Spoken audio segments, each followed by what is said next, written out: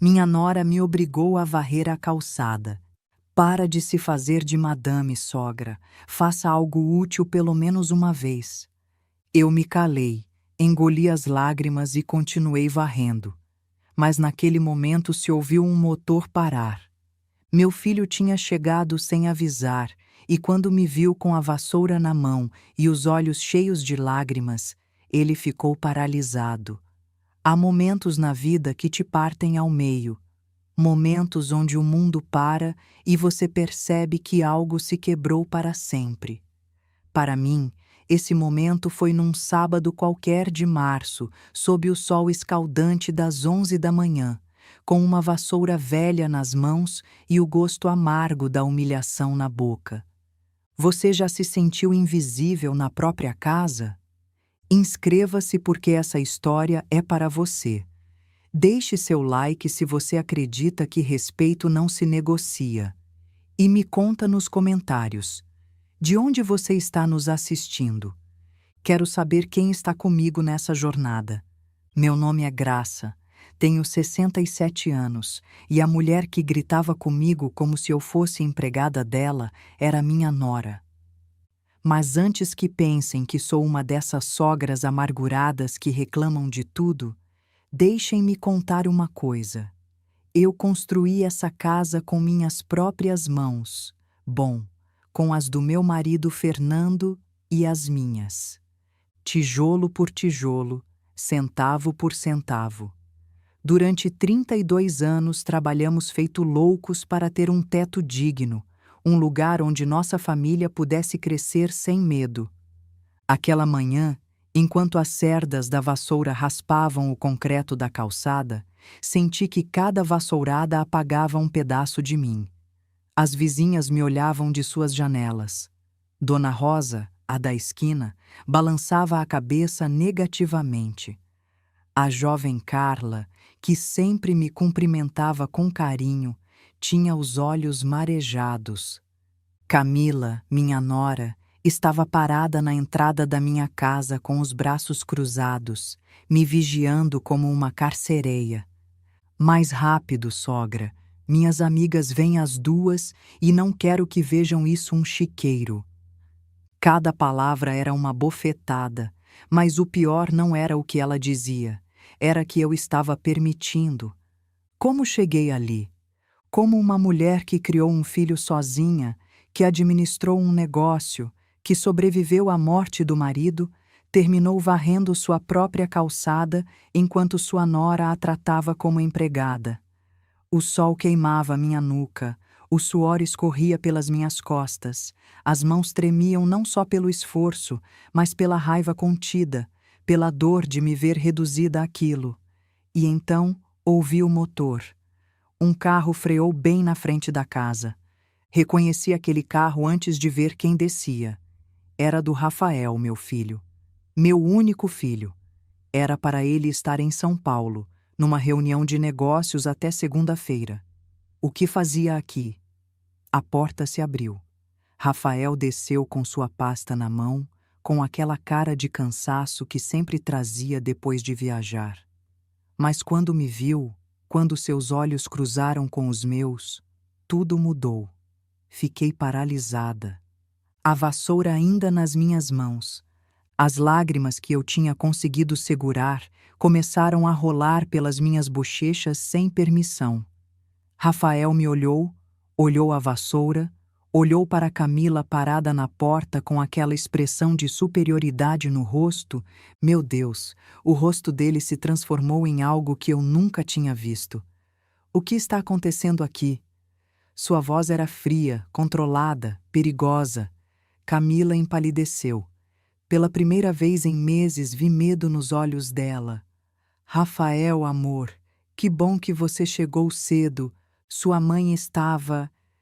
Minha mãe estava... O quê? O silêncio que se seguiu foi ensurdecedor. Dona Rosa saiu de sua casa, não conseguiu se conter mais. Moço Rafael, sua esposa falou horrível com sua mãe. Todos nós vimos, botou ela para varrer a calçada como se fosse... Não conseguiu terminar a frase. A pasta do Rafael caiu no chão com um barulho seco.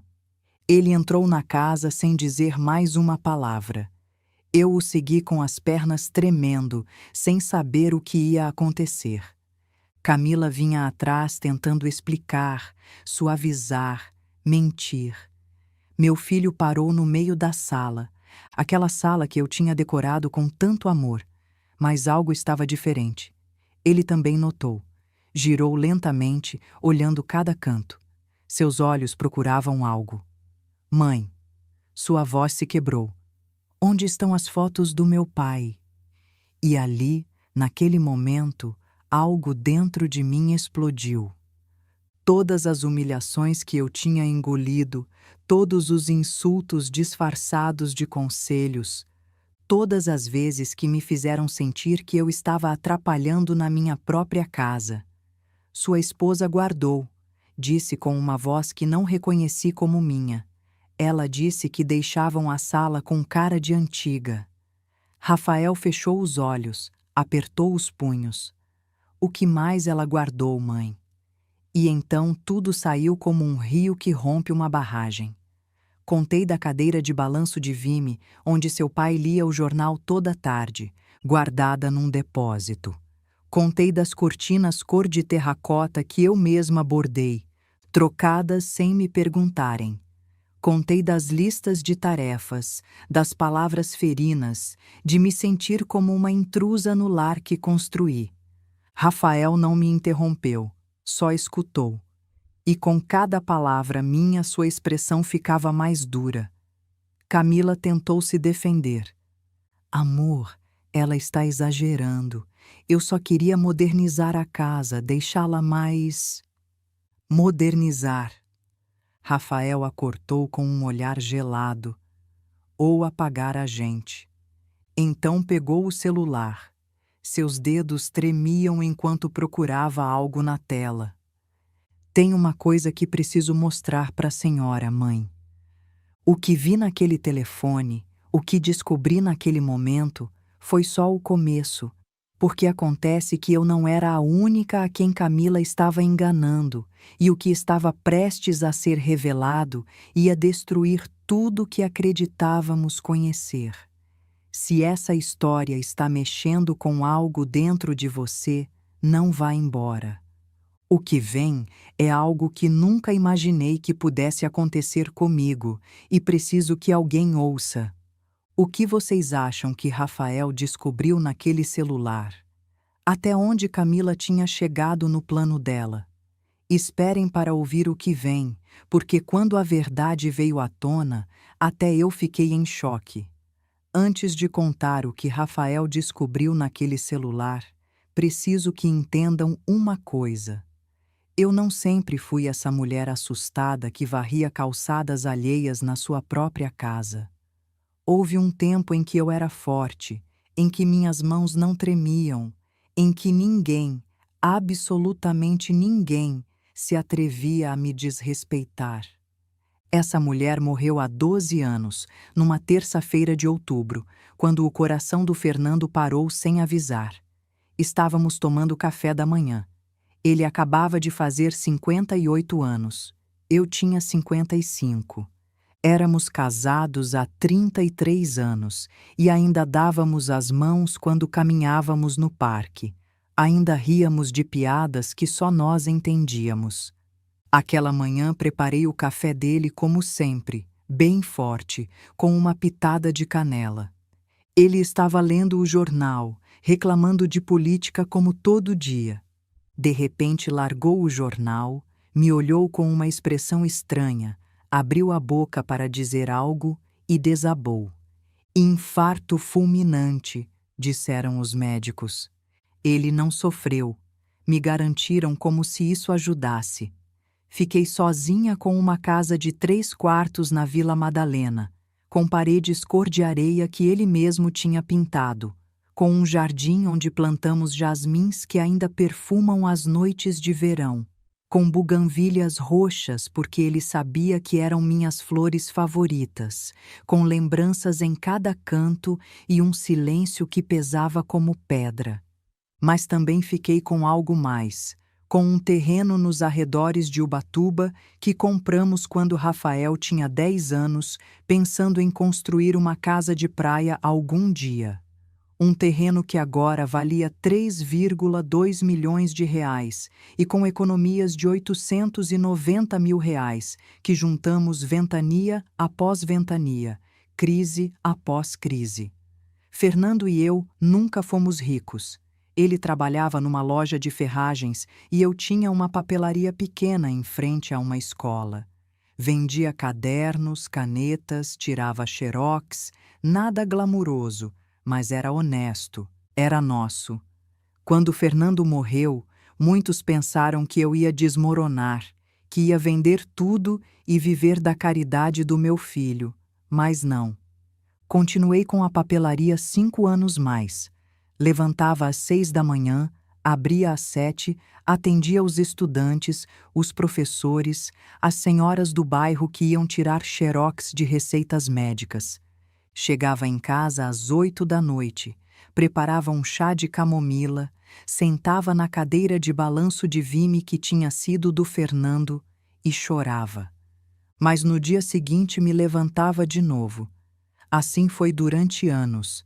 Rafael já estava grande, trabalhando numa empresa de logística em Campinas. Me visitava a cada 2 semanas. Eu dizia que estava bem, que não se preocupasse, que sua mãe era forte e eu era. Ou pelo menos era o que acreditava. A casa. Ah, esta casa. Cada centímetro tem uma história. As cortinas cor de terracota da sala eu mesma bordei durante um inverno completo, enquanto Fernando via jogos de futebol e me trazia café.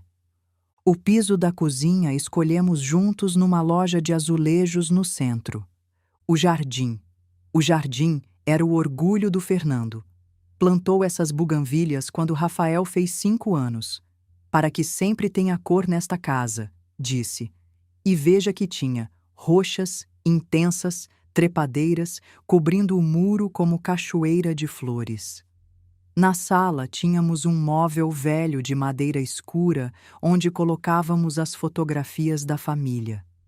Fernando com Rafael nos braços no dia do batizado. Eu grávida, com as mãos na barriga, sorrindo em frente à Basílica de Aparecida. Rafael se formando na universidade com sua beca azul e nós de cada lado explodindo de orgulho e a cadeira de balanço, essa cadeira de balanço de vime que Fernando comprou num mercado de Paraty durante nossa única viagem de aniversário. Sentava ali toda a tarde com o jornal e seu café, balançando devagar enquanto me contava do seu dia. Depois da morte dele, eu me sentava ali, fechava os olhos, balançava e por um momento, por um instante breve, sentia que ele ainda estava comigo. Essa casa não era só paredes e teto, era minha vida inteira. Era Fernando, era Rafael criança correndo pelo corredor, era cada sacrifício, cada madrugada, cada conta paga com suor. Por isso, quando há 3 anos meu filho me disse que tinha conhecido alguém, eu fiquei emocionada. Rafael já tinha 35 anos. Trabalhava tanto que nunca tinha tido um relacionamento sério. Vê-lo apaixonado com aquela luz nos olhos me fez feliz. Chama-se Camila, mãe. Trabalha vendendo seguros. É inteligente, independente. Acho que é a certa. A conheci num domingo. Chegou com um vestido azul céu, saltos discretos, sorriso perfeito, cabelo preto liso até os ombros, maquiagem impecável, modos estudados. Dona Graça, que prazer conhecê-la. Rafael falou tanto da senhora. Sentamos na sala. Eu tinha preparado café e biscoitos de noz. Camila olhou ao redor com aqueles olhos calculistas, tocou o encosto do sofá, observou as cortinas, viu as fotografias. Que casa aconchegante, disse. Mas havia algo no tom dela, algo que não consegui decifrar. Então, Rafael estava feliz. Eu queria estar feliz por ele, então sorri e servi mais café. Durante o namoro, Camila sempre foi amável, mas havia comentários pequenos, sutis. Ai, sogrinha, ainda usa toalhas de mesa bordadas? Eu prefiro as minimalistas, são mais modernas. Essas fotos estão bonitas, mas tantas numa sala fazem parecer carregado, não acha? Dona Graça, com todo respeito, essa cadeira de balanço já está muito velha. Não pensou em jogar fora? Eu engolia cada comentário. Não queria ser a sogra chata, a que arruína a felicidade do filho. Casaram numa cerimônia pequena.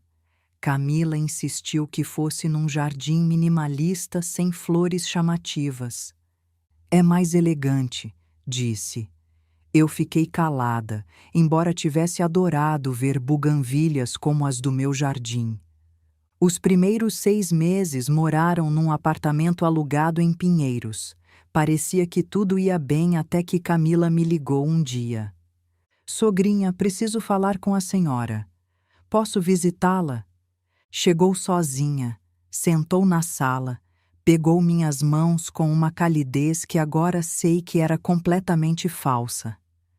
Dona Graça, estou preocupada com a senhora.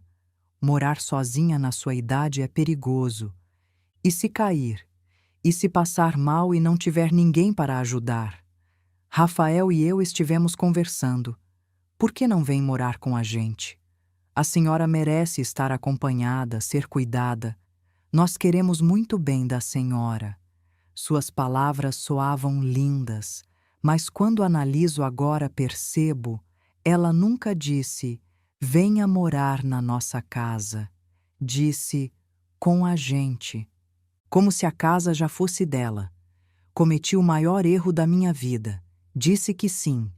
Achei que estava tomando a decisão certa. Achei que ia ficar perto do meu filho, que íamos ser uma família. Não sabia que estava entregando minha vida inteira nas mãos erradas. A mudança foi rápida, rápida demais. Camila organizou tudo em menos de 2 semanas. Contratou uma empresa de mudanças, empacotou minhas coisas sem me perguntar o que eu queria levar e o que não. Quando tentei protestar, me sorriu com aquela doçura venenosa que depois aprendi a reconhecer. Ai, sogrinha, não se preocupe com nada. Eu cuido de tudo. A senhora só relaxa. Relaxar, como se desarraigar uma vida inteira fosse algo que se faz sem sentir nada. No dia que fechei a porta da minha casa pela última vez, fiquei parada na soleira durante vários minutos. Olhei para trás, o jardim com as buganvílias roxas, a janela da sala onde tantas vezes vi a vida passar, o portão verde que Fernando pintou no último verão que passamos juntos.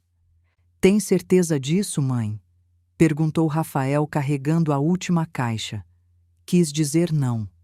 Quis gritar que me sentia como se estivessem arrancando minha alma, mas vi a felicidade nos olhos dele. Vi como Camila o abraçava, como sussurrava algo no ouvido dele que o fazia sorrir. Sim, filho, tenho certeza. Mentira, a primeira de muitas que engoli. A casa do Rafael e da Camila era moderna. Paredes brancas, móveis minimalistas, tudo em tons de cinza e bege. Fria, impessoal, como uma foto de revista onde ninguém vive de verdade. Bem-vinda ao seu novo lar, sogrinha, disse Camila abrindo os braços num gesto teatral. Me designaram o quarto dos fundos, o menor, o que dava para a área de serviço, onde se ouvia o barulho das máquinas de lavar dos vizinhos e o latido constante de um cachorro que nunca parava de uivar. É o mais tranquilo, justificou Camila. Aqui não vai incomodar com o barulho da rua. Meus móveis não cabiam. A cama do Fernando e minha, onde tínhamos dormido mais de 30 anos, não combinava com a estética da casa. Ficou no depósito de um primo. A cadeira de balanço de Vime terminou no quartinho de bagunça. Minhas cortinas bordadas foram substituídas por persianas verticais cinzas. É que o antigo acumula poeira, sogra, e a senhora, com sua idade, precisa de espaços mais higiênicos. Minha idade. Essa frase se tornou a desculpa para tudo. Os primeiros dias foram confusos. Camila se mostrava atenciosa. Me preparava chá, me perguntava se eu precisava de algo, mas havia regras não ditas que eu ia descobrindo aos poucos. Não podia mudar nada de lugar. Cada coisa tem seu lugar, sogrinha. Não podia cozinhar sem permissão dela. É que tenho um sistema, não se ofenda. Não podia convidar minhas amigas. Me avise com tempo para ter a casa apresentável. Não podia sentar na sala se ela tivesse visitas. É que preciso de privacidade com minhas amigas, entende? Rafael trabalhava o dia todo. Saía às 7 da manhã, voltava às 9 da noite, chegava cansado, jantava rápido, se trancava no escritório para terminar pendências. Nos fins de semana dormia até tarde, esgotado. Eu quase não o via, e quando via, Camila estava sempre presente. No segundo mês começaram as listas. Encontrava elas na mesa da sala de jantar toda manhã, escritas com aquela letra perfeita da Camila, em folhas com o timbre do trabalho dela. Bom dia, sogrinha. Hoje tem que lavar roupa de cama, passar as camisas do Rafael, tirar o pó da sala toda, preparar a comida para as 2 da tarde, regar as plantas do jardim, limpar os banheiros. No começo pensei que era uma sugestão, um lembrete amável. Mas quando não terminei tudo porque doía minhas costas, Camila chegou do trabalho com uma expressão que não tinha visto antes. Sogra, posso falar com a senhora? Me sentei já pressentindo o que vinha. Olha, eu entendo que está acostumada com seu ritmo, mas aqui as coisas funcionam diferente. Rafael e eu trabalhamos o dia todo. Ganhamos o dinheiro que mantém esta casa.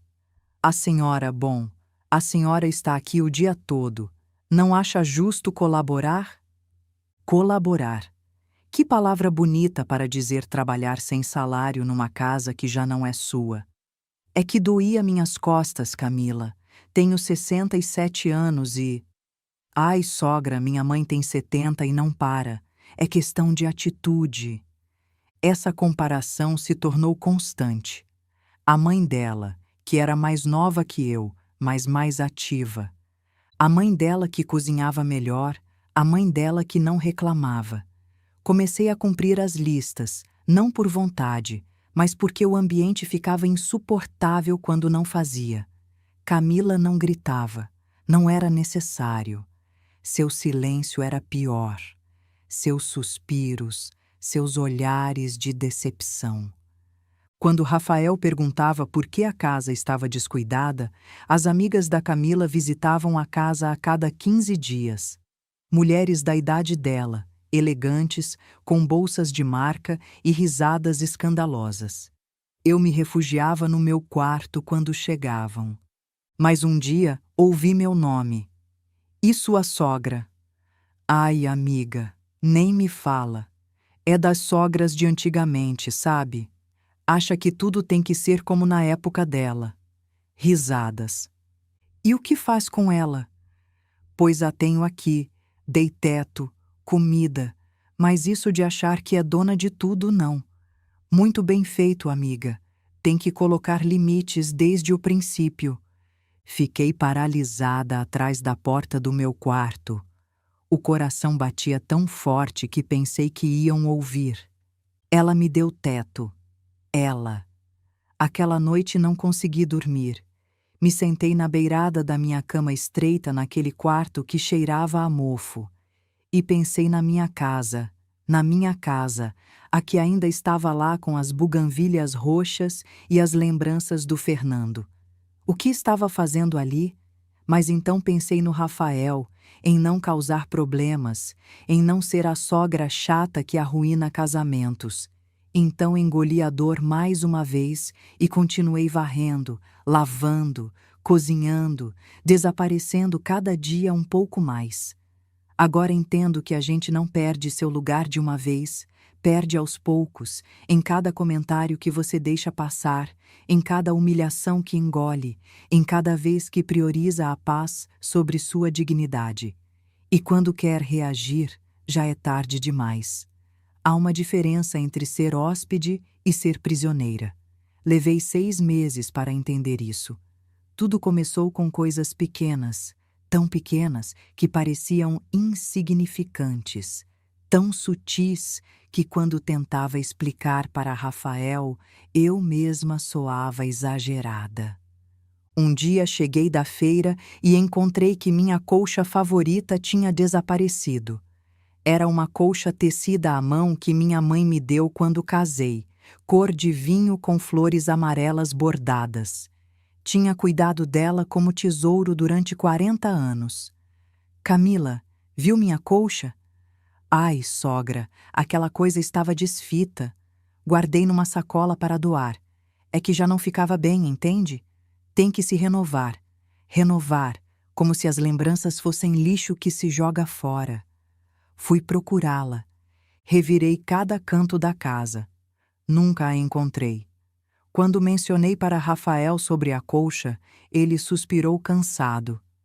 Mãe, se já estava velha, Camila tem razão. Compro uma nova para a senhora. Sim, ele não entendia. Não era sobre quão velha estava, era sobre o que significava. Mas parei de insistir. Já estava aprendendo que meus sentimentos não pesavam tanto quanto o conforto da Camila. As fotografias foram o próximo. Um domingo acordei e a sala estava diferente. O móvel de madeira onde eu tinha colocado cuidadosamente os retratos da família estava vazio. No lugar, Camila tinha posto 3 quadros abstratos, manchas cinzas sobre fundo branco. Onde estão as fotos? Guardei numa caixa, sogrinha. É que faziam a sala parecer muito carregada. Essas obras de arte são mais modernas, não acha? Dão amplitude ao espaço. Amplitude. Enquanto minha vida inteira desaparecia em caixas. Mas estão as fotos do Rafael criança, as do pai dele, as de... Sim, sim, todas estão guardadas. Se quiser vê-las, ponho no seu quarto. No meu quarto, esse espaço de 2 por 3 metros onde mal cabia uma cama. Aquela noite esperei Rafael chegar. Tinha que dizer, tinha que fazer ele ver o que estava acontecendo. Filho, preciso falar com você. Fala, mãe, mais rápido que estou morto. Camila tirou todas as fotografias da sala. Rafael nem levantou a vista do celular. Sim, me mostrou os quadros novos. Ficaram legais, né? Mais modernos. Mas são as fotos do seu pai, Rafael, da sua infância. Mãe, elas continuam existindo, só não estão na sala. Não é para tanto. Não é para tanto. Essas 4 palavras se tornaram o epitáfio das minhas reclamações. A cadeira de balanço do Fernando desapareceu numa tarde de quinta. Cheguei de acompanhar Dona Rosa ao médico e ela já não estava na varanda onde eu tinha colocado. E a cadeira de balanço? Ah, essa. Mandei reformar, sogra. Estava horrível, toda despintada. Em 2 semanas devolvem como nova. Passaram 2 semanas, depois 4, depois 2 meses. Camila, já chegou a cadeira de balanço? Ai, esqueci de perguntar pro estofador. Depois vejo. Nunca viu e eu nunca mais vi aquela cadeira de balanço. Anos depois, soube que tinha vendido ela num mercado de usados por R$ 800. A cadeira de balanço onde Fernando se sentava toda a tarde. A única peça dele que me restava, R$ 800. Mas naquele momento eu ainda não sabia até onde ela era capaz de chegar. As mudanças se aceleraram. Camila redecorou toda a casa em menos de 3 meses. As paredes, que eram cor de pêssego, pintou de cinza claro. As cortinas com flores que eu tinha pendurado foram substituídas por persianas enroláveis brancas. As almofadas bordadas desapareceram. Os quadros de paisagens brasileiras que Rafael e eu compramos numa viagem a Ouro Preto foram substituídos por fotografias em preto e branco de prédios europeus. A casa ficou irreconhecível, fria, vazia, como um consultório dentário. E eu fiquei invisível. Quando as amigas da Camila a visitavam, ela as passeava por toda a casa, exibindo cada mudança. Isso fiz eu. Estava horrível antes, imaginem, tudo muito antiquado. Mas já vem, com bom gosto se pode transformar qualquer espaço. Eu escutava da cozinha lavando a louça que elas sujavam, preparando o café que elas tomavam, limpando as migalhas que deixavam. Uma das amigas dela entrou na cozinha atrás de mais açúcar. Ai, e você quem é? Fiquei gelada. Levavam 2 horas na casa e nem sabiam que eu existia. Sou a mãe do Rafael. Ah, que bom ter ajuda em casa, né? Ajuda. Me confundiu com empregada doméstica e Camila, que ouviu da sala, não corrigiu. As listas de tarefas cresceram. Já não eram só afazeres domésticos, agora incluíam horários específicos. 7 da manhã, preparar café da manhã. 8 horas, lavar roupa. 10 horas, passar pano em toda a casa. 12 horas, ir ao mercado, em anexo lista de compras. 14 horas, comida pronta.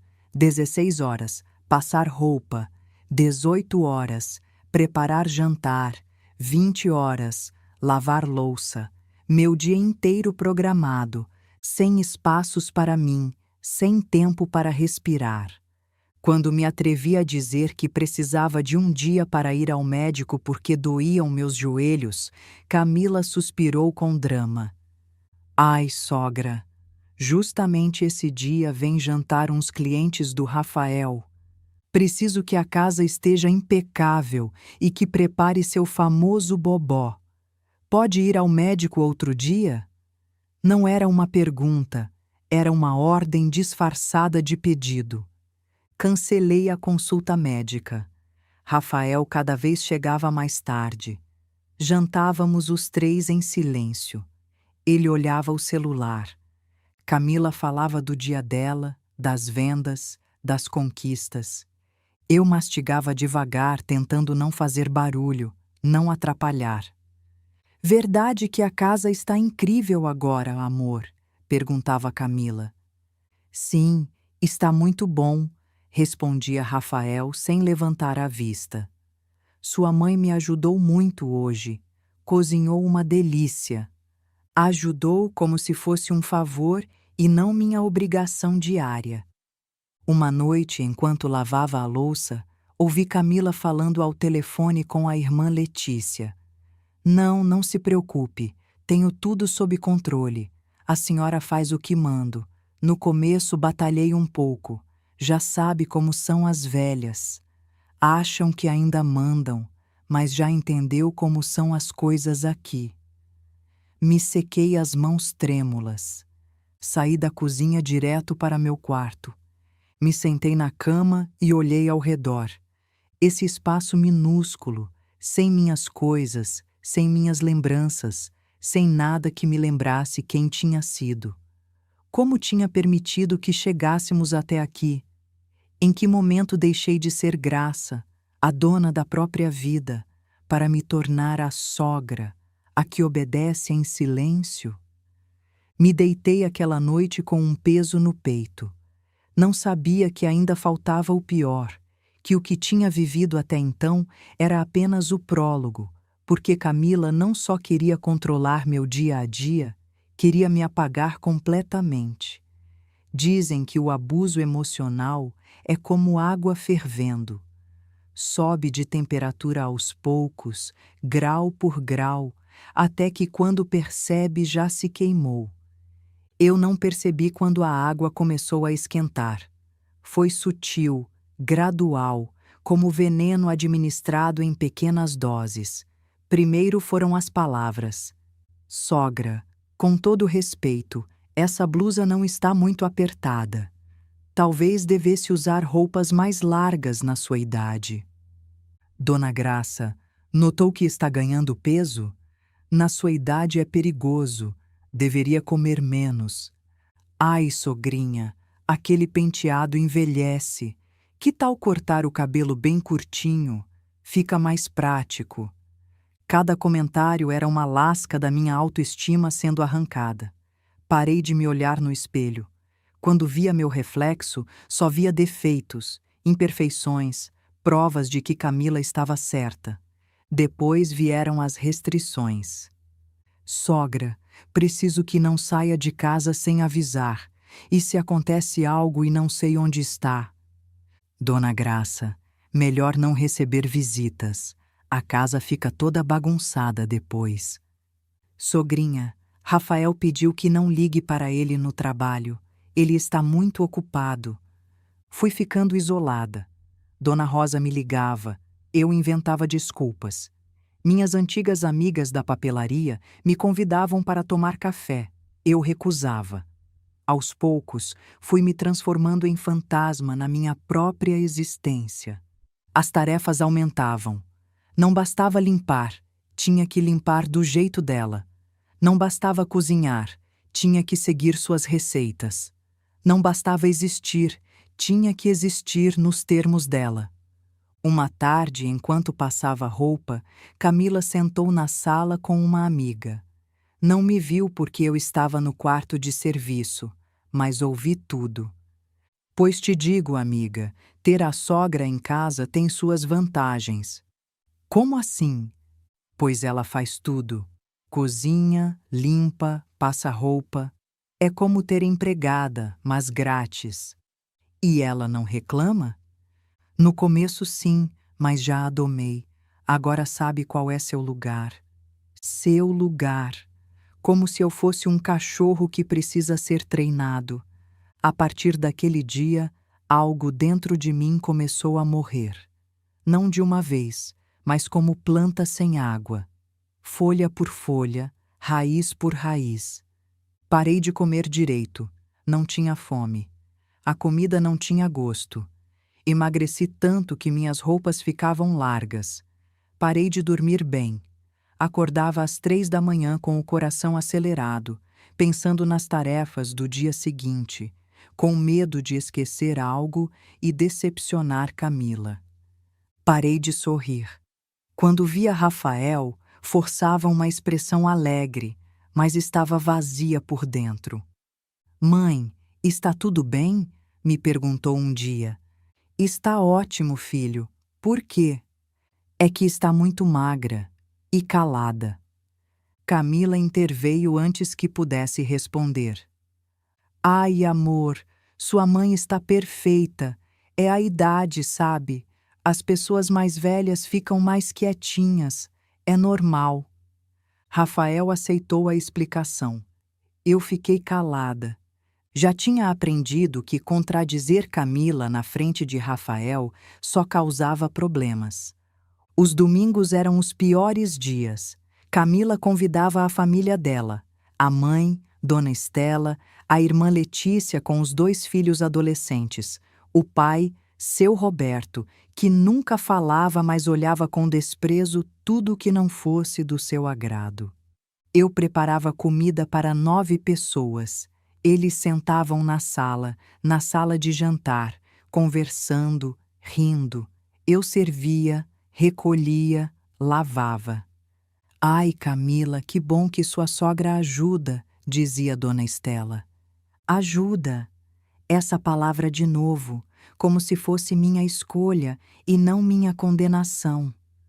Uma tarde, enquanto esfregava o chão da sala, ouvi Letícia perguntar para Camila em voz baixa. E sua sogra não tem onde morar, por isso está aqui? Tem uma casa, mas já está velhinha para morar sozinha. Além disso, assim me ajuda com os afazeres. É ganha-ganha. Ganha-ganha. Vantagem mútua, como se eu estivesse ganhando algo além de humilhações diárias.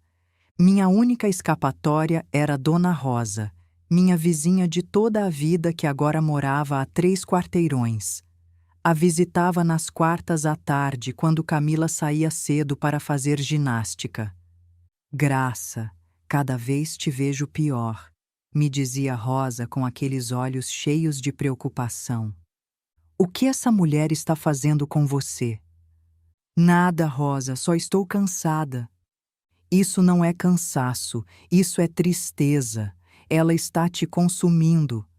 Rosa tinha razão, mas admitir em voz alta significava aceitar que tinha cometido o pior erro da minha vida. Uma noite, revisando uns papéis no meu quarto, encontrei a escritura da minha casa. A casa que continuava sendo minha, a que tinha deixado fechada me esperando. Passei os dedos pelo documento, pelo meu nome escrito ali. Graça Delgado, viúva de Mendes. Quando tinha deixado de ser essa mulher? Quando tinha permitido que me reduzissem a sogra, a senhora, a que ajuda? Guardei o documento, mas aquela noite sonhei com meu jardim, com as buganvílias roxas, com a cadeira de balanço do Fernando, com as cortinas que eu mesma bordei. Sonhei com liberdade. E acordei naquela cela de 2 por 3 metros que agora chamavam meu quarto. As coisas pioraram quando Camila decidiu que precisava reformar o banheiro principal. Um gasto de R$ 95.000. É um investimento na casa, explicou para Rafael. Dá valorização. A casa. Como se fosse deles, como se eu não existisse. Rafael aceitou sem duvidar. Sempre aceitava tudo que Camila propunha. Mas eu, na minha estupidez, cometi um erro. Rafael, não acha que é muito dinheiro? Talvez pudéssemos. Mãe, Camila entende dessas coisas.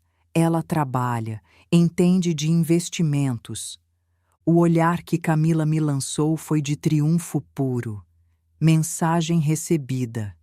Eu não opinava, eu não decidia, eu não importava. Passaram as semanas, os meses. Eu envelhecia mais rápido do que o normal. O espelho me mostrava uma mulher que não reconhecia. Olhos fundos, pele opaca, ombros caídos. Onde estava a graça que levantou um negócio? A que criou um filho sozinha? A que sobreviveu a perder o amor de sua vida? Essa mulher estava morta. Ou pelo menos era o que eu acreditava, até que chegou aquele sábado de março, aquele maldito sábado que mudou tudo. O dia que Camila me entregou uma vassoura e me disse para limpar a calçada. E eu, meu Deus, eu obedeci. Às vezes a gente não percebe que está no fundo do poço até olhar para cima e não ver luz. E então tem 2 opções: ficar ali ou começar a subir mesmo que sangrem as mãos. Era sábado 22 de março, 11 da manhã. O sol caía como martelo sobre São Paulo, um desses dias onde o calor derrete você por dentro e o ar cheira a terra seca. Eu estava no jardim regando as plantas.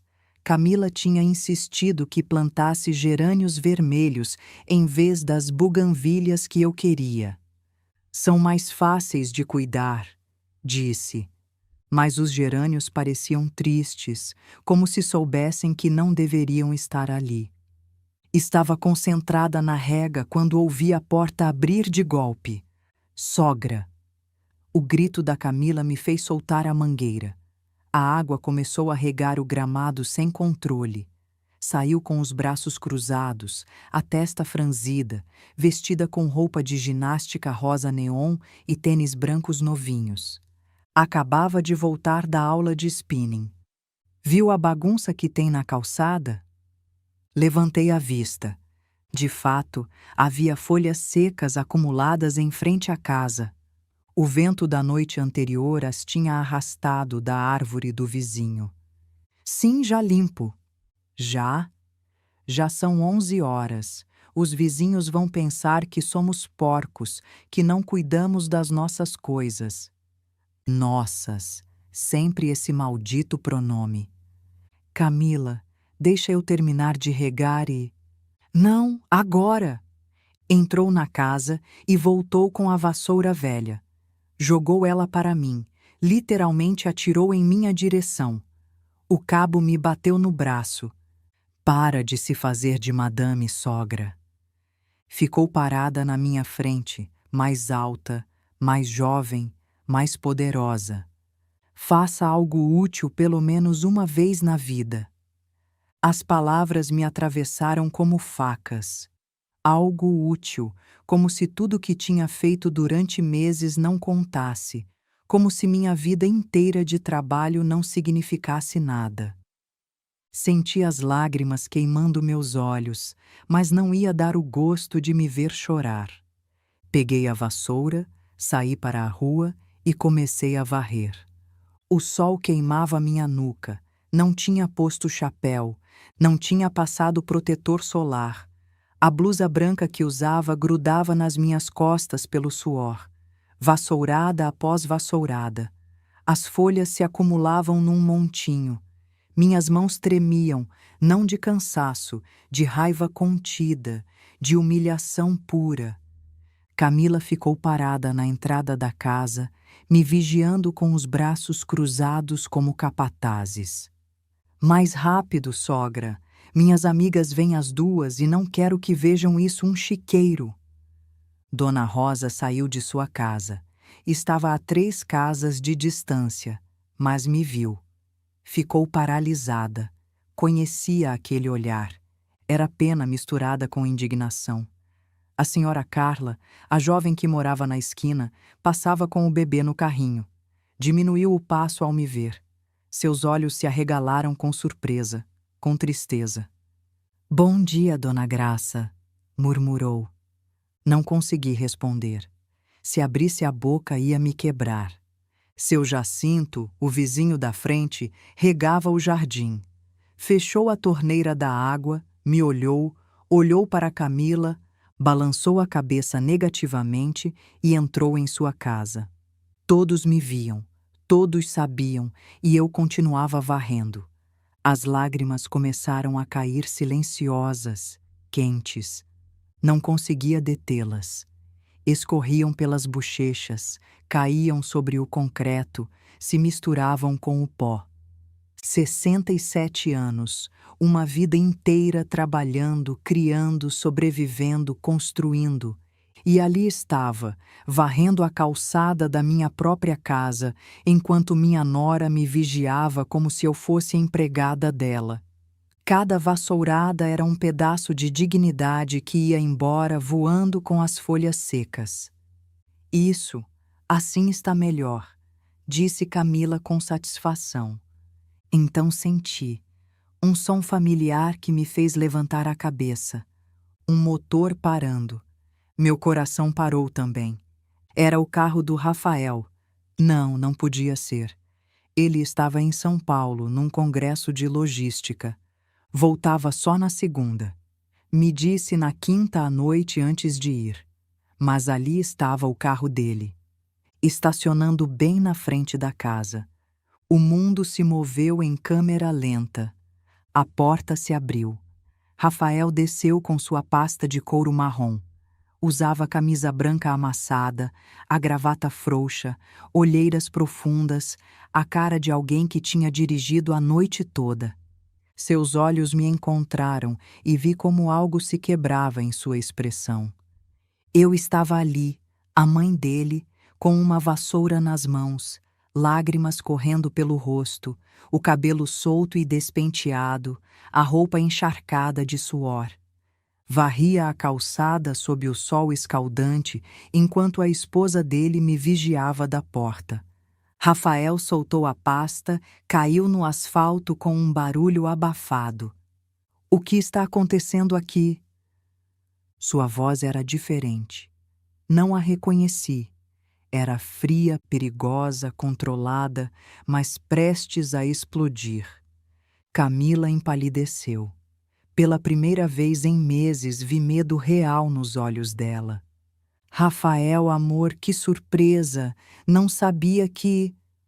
O que está acontecendo aqui? Repetiu a pergunta devagar. Cada palavra era uma pedra caindo. Sua mãe estava ajudando com... Ajudando? Dona Rosa não aguentou mais. Saiu de sua casa com aquela coragem que só os anos dão. Moço Rafael, sua esposa falou horrível com sua mãe. Todos nós vimos. Botou ela para varrer como se fosse. Rosa não conseguiu terminar. A voz quebrou. Carla também se aproximou, ainda com o bebê no colo. É verdade, senhor Rafael, gritou com ela, jogou a vassoura.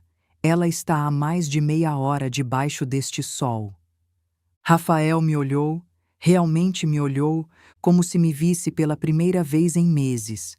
Viu as lágrimas, viu minhas mãos trêmulas agarradas à vassoura.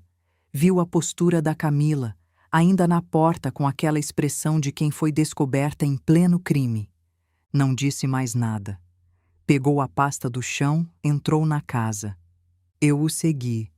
As pernas mal me sustentavam. Deixei a vassoura encostada na parede.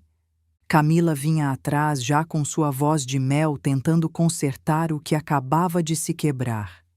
Amor, deixa eu explicar. É que sua mãe não tinha limpado e...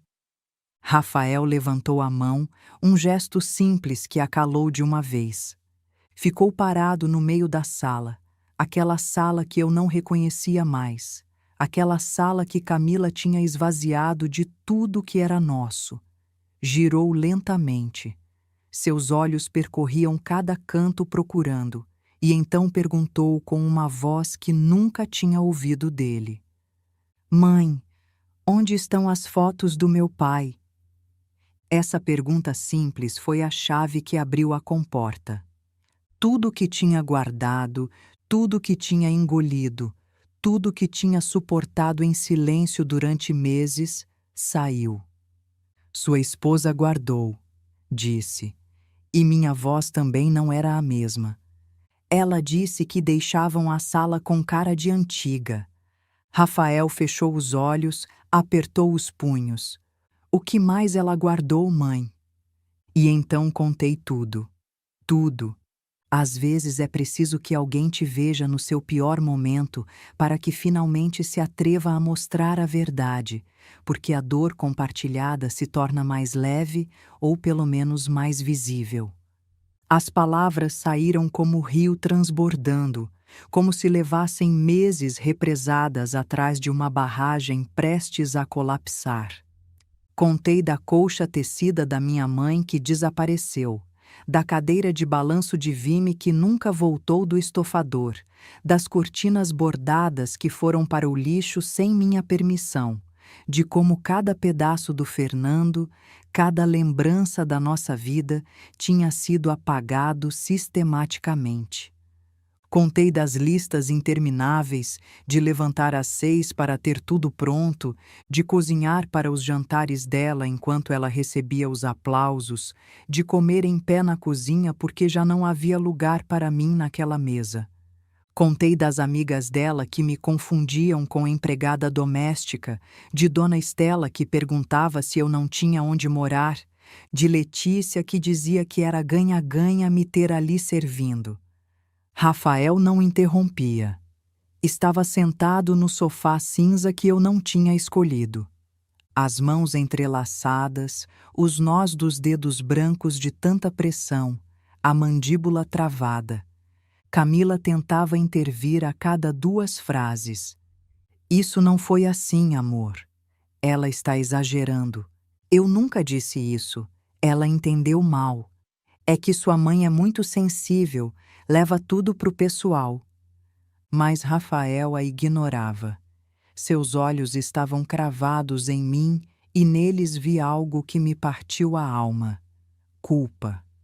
Quando terminei de falar, O silêncio foi esmagador. Rafael esfregou o rosto com as duas mãos. Parecia anos mais velho do que quando tinha entrado. Mãe, eu não sabia. Eu sei, filho. Não, eu não percebi. Eu sei. Levantou, caminhou até a parede onde antes estavam nossas fotografias. Agora havia manchas cinzas abstratas penduradas com precisão milimétrica. Onde estão? Perguntou sem se virar. Em caixas no depósito, respondeu Camila com voz trêmula. Traz elas. Amor, é que... Traz agora. O tom não admitia réplica. Camila saiu em direção ao quarto de serviço onde ficava o depósito. Ouvimos ela mexendo em coisas. Demorou vários minutos. Rafael aproveitou para se aproximar de mim. Mãe, me perdoa. Não é sua culpa, Rafael. Você trabalha tanto, não podia. Sim, podia. Devia ter visto você. Devia ter perguntado. Devia... A voz dele quebrou. Devia ter defendido minha mãe. Essas palavras me quebraram mais do que todas as humilhações juntas. Camila voltou arrastando 2 caixas de papelão. Deixou elas cair na frente do Rafael com mais força que o necessário. Ele se ajoelhou, abriu a primeira e o que viu o deixou imóvel. As fotografias estavam ali, mas não com cuidado. Estavam jogadas, algumas dobradas. O porta-retrato do nosso casamento tinha o vidro quebrado. A foto do Rafael com o pai no dia da formatura estava manchada de umidade. Rafael tirou uma por uma. As mãos tremiam. Estas são minhas lembranças, murmurou. Minha infância, meu pai, minha família. É que ocupavam muito espaço, amor, e não combinavam com... Com o quê, Camila? Com seus quadros de manchas cinzas, com sua estética minimalista que apagou toda a minha história. Foi a primeira vez que falou assim com ela. Camila recuou como se tivesse sido golpeada. Rafael continuou tirando coisas das caixas. Encontrou um chale verde-oliva que tinha sido da avó do Fernando. Encontrou um jogo de xícaras de cerâmica que ganhamos no casamento. Encontrou o relógio de parede com formato de galo que papai comprou em Paraty. Ia jogar tudo isso fora? Não, eu só precisava de espaço para... Para o quê? Para colocar o quê? Camila não respondeu. Rafael fechou os olhos, respirou fundo. Quando os abriu, tinha tomado uma decisão. Pegou o celular. Mãe, tem uma coisa que preciso mostrar, algo que descobri há 2 semanas. Minhas pernas voltaram a tremer. O tom da voz dele me assustava. O que é, filho? Senta, por favor. Me sentei no sofá. Rafael se colocou ao meu lado. Camila ficou em pé, pálida como papel. Há 1 mês comecei a receber mensagens anônimas. Abriu a galeria de fotos, me mostrou capturas de tela, mensagens de um número desconhecido e fotografias, muitas fotografias. Camila almoçando com um homem num restaurante chique de Pinheiros. Camila rindo, segurando a mão dele. Camila beijando ele no estacionamento. Camila entrando com ele num hotel. Senti que o chão se movia sob meus pés. No começo achei que alguém queria fazer mal para nós, continuou Rafael. Mas então comecei a investigar. Descobri que esse homem se chama Marcelo Silva e não é amante ocasional da Camila. Rafael deslizou para outra imagem. Mensagens de WhatsApp entre Camila e alguém chamado Marcelo. Comecei a ler, e cada palavra era uma facada. Já conseguiu? Minos Marcelo. Ainda não. A velha é teimosa. Camila. Acelera isso. Precisamos da grana. Minos Marcelo. Estou fazendo o possível. Vou tentar convencê-la a vender aquele terreno. Camila, terreno. Meu terreno em Ubatuba. A única coisa de valor que me restava além da casa. Continua lendo, mãe. Rafael é muito controlador. Ele confere tudo. Camila. Então casa logo com ele. Precisamos ter acesso às contas dela. Minos Marcelo. Já falei que estou tentando, mas a velha não larga os papéis. Tem que ser devagar. Camila. Você disse que seria fácil. Uma velha viúva desesperada. Minos Marcelo. E é. Só preciso de mais tempo. Já estou morando na casa dela. Ela está completamente sob controle. Camila. Senti o mundo girar. Filho, ela se casou comigo por interesse, mãe. Pelo terreno, pela casa, por tudo que você tem. Esse Marcelo é o namorado dela. O namorado de verdade. Camila explodiu. Isso não é verdade. Ele está mentindo. Ele invadiu meu celular. Eu invadi seu celular? Rafael riu, mas era uma risada sem alegria. Camila, você deixou aberto no notebook. Vi por acaso quando fui buscar o relatório que disse que ia me mandar. Rafael, amor, eu posso explicar. Explica. Explica para minha mãe como se aproximou de mim só para ter acesso ao patrimônio dela. Explica como me usou, como humilhou ela. Explica tudo. Camila abriu e fechou a boca como peixe fora d'água. Tem mais, disse Rafael. Muito mais. Me mostrou outras mensagens, planos detalhados. Queriam que eu vendesse o terreno com urgência, por um preço abaixo do mercado, para um comprador, que era na verdade o tal Marcelo usando nome falso. Depois iam me convencer a investir o dinheiro num negócio mirabolante que daria lucros incríveis. Um golpe completo. Quantas pessoas vocês já fizeram isso? Perguntou Rafael. Camila ficou em silêncio. Quantas? 3, ela sussurrou. 3 famílias. 3. Meu Deus! 3 famílias destruídas. Sai da minha casa, eu disse. Minha voz estava calma, mas firme. Agora. Dona Graça, por favor, Agora. Camila olhou para Rafael esperando que ele interviesse. Mas meu filho estava destruído, traído, com o coração partido. Você ouviu minha mãe. Sai. E você vai comigo. Ela tentou. Eu? Você acha que vou com você depois disso? Acha que ainda tenho algum sentimento por você além de nojo? Camila percebeu que tinha perdido. Subiu as escadas, jogou algumas roupas numa mala e saiu batendo a porta. Ficamos em silêncio, Rafael e eu. O silêncio de quem acabou de sobreviver a um furacão e está avaliando os destroços. Mãe, sinto tanto.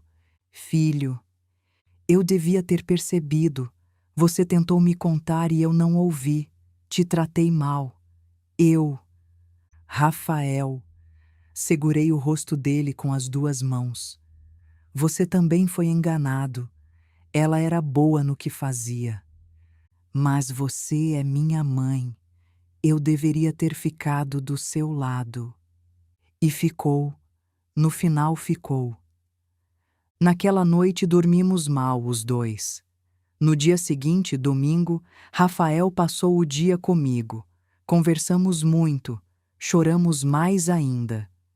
O que vai fazer, mãe? Vou denunciar, não só por mim, mas pelas outras famílias. Eu te ajudo. Na segunda fomos à delegacia. Levamos as mensagens, os prints, tudo. O delegado nos ouviu com atenção. A senhora fez bem em vir. Casos assim são mais comuns do que se imagina. Vamos investigar. Levou tempo. semanas. Mas aos poucos a verdade foi se revelando. Camila e Marcelo Silva eram golpistas profissionais. Selecionavam mulheres viúvas com patrimônio, vulneráveis. Camila se aproximava dos filhos, conquistava, casava se necessário. Depois começava o golpe. Convencê-las a vender propriedades, investir em negócios falsos, transferir dinheiro. Descobriram mais vítimas. Teresa, 72 anos, perdeu a casa. Blanca, 65, perdeu as economias de uma vida. Araceli, 68, perdeu um apartamento que era tudo que tinha. Nos encontramos, as 4, vítimas do mesmo golpe, do mesmo casal. Conversamos, choramos juntas, nos apoiamos. Se não fosse a senhora denunciar primeiro, Dona Graça, eu nunca teria coragem, disse Teresa. Temos que ser fortes, por nós e por outras que podem vir. O caso ganhou atenção. Reportagens, matérias em jornal. Virou escândalo. Quando finalmente conseguimos reunir provas suficientes, voltamos à delegacia. Prestamos depoimentos, respondemos perguntas, compartilhamos evidências. Quando saímos, as 4 nos abraçamos, estranhas que viraram irmãs pela dor compartilhada. Que Deus as abençoe, disse Teresa. Nos vemos no julgamento, acrescentou Blanca. Araceli apertou minha mão. A senhora foi corajosa ao denunciar primeiro. Graças a isso nós também nos atrevemos. Essas palavras me quebraram e me curaram ao mesmo tempo. No estacionamento, Rafael me abraçou forte.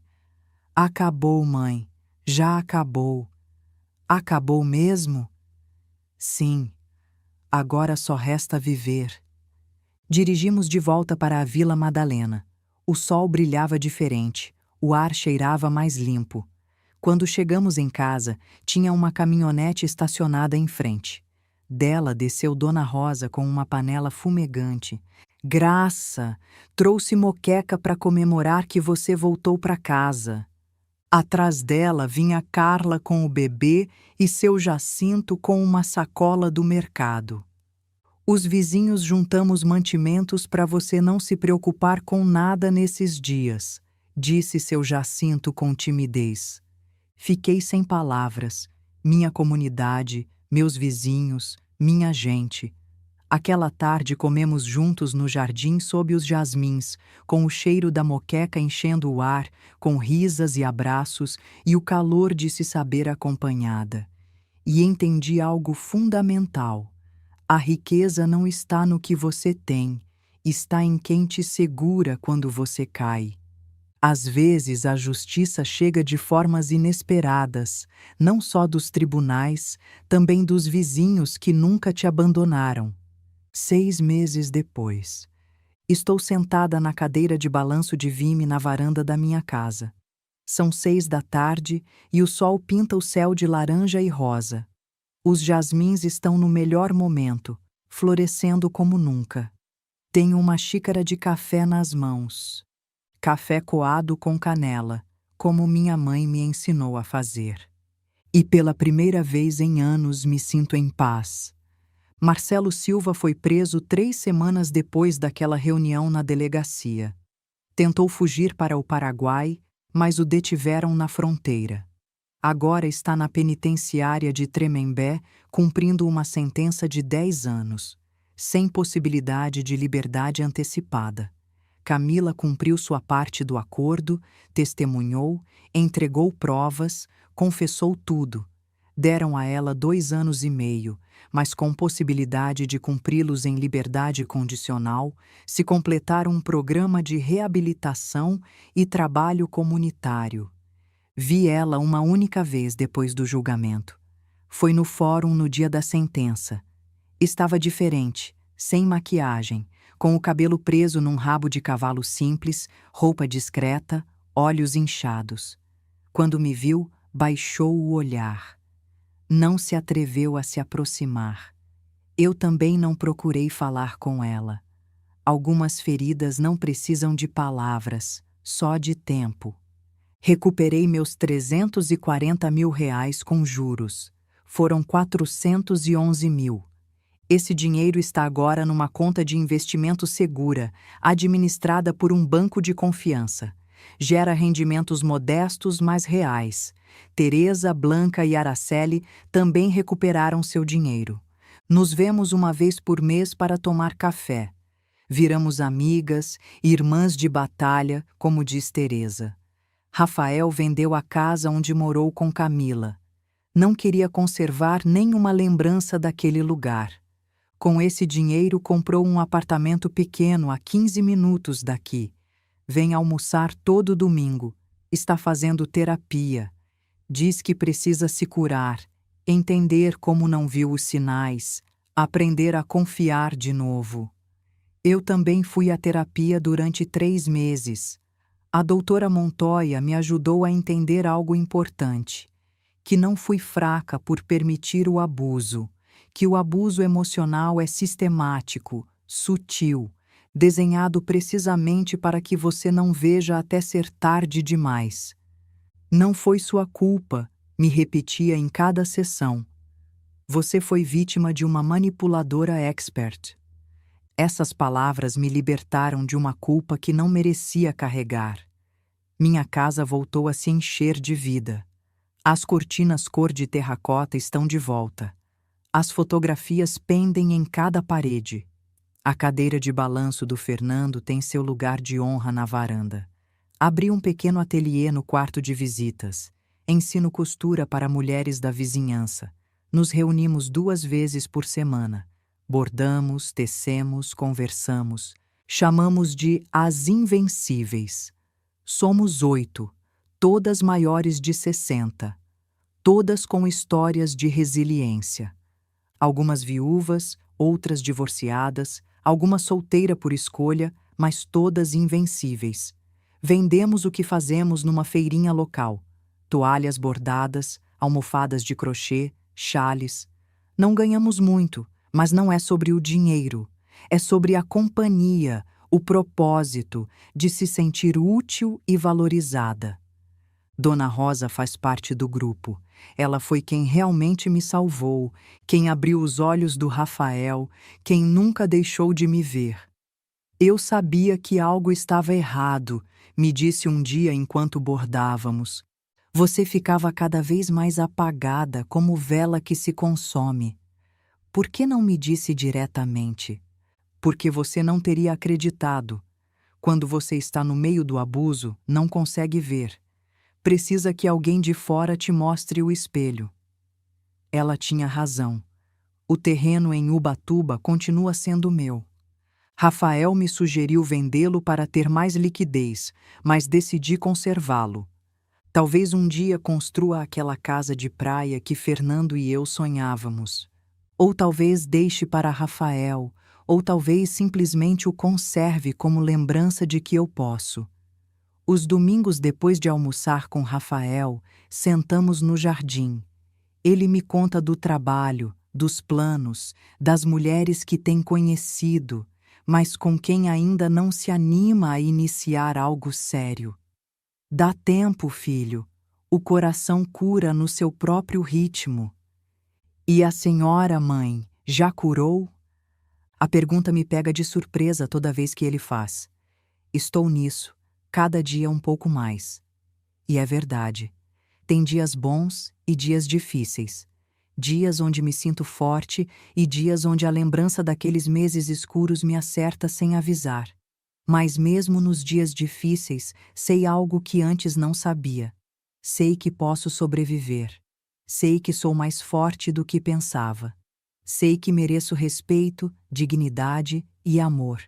E sei que nunca, nunca mais vou permitir que alguém me faça sentir menos do que sou. Esta tarde, enquanto me balanço na cadeira do Fernando, penso em todo o caminho percorrido, na mulher que fui, na mulher que quase perdi, na mulher que sou agora, e sorrio. Porque a verdadeira justiça não foi ver Camila condenada, não foi recuperar meu dinheiro, não foi nem mesmo voltar para minha casa. A verdadeira justiça foi recuperar a mim mesma. Às vezes penso naquele dia com a vassoura, nas lágrimas que caíam sobre o pavimento, na humilhação que me quebrou, mas também me acordou, porque uma coisa aprendi: nunca é tarde para defender o que você construiu. Nunca é tarde para lembrar a todos quem você é. E nunca, nunca é tarde para varrer, mas só o lixo que não te pertence. A dignidade não se dá de presente, não se negocia, não se implora, se defende. E eu, Graça Delgado, viúva de Mendes, de 67 anos, finalmente aprendi a defender a minha.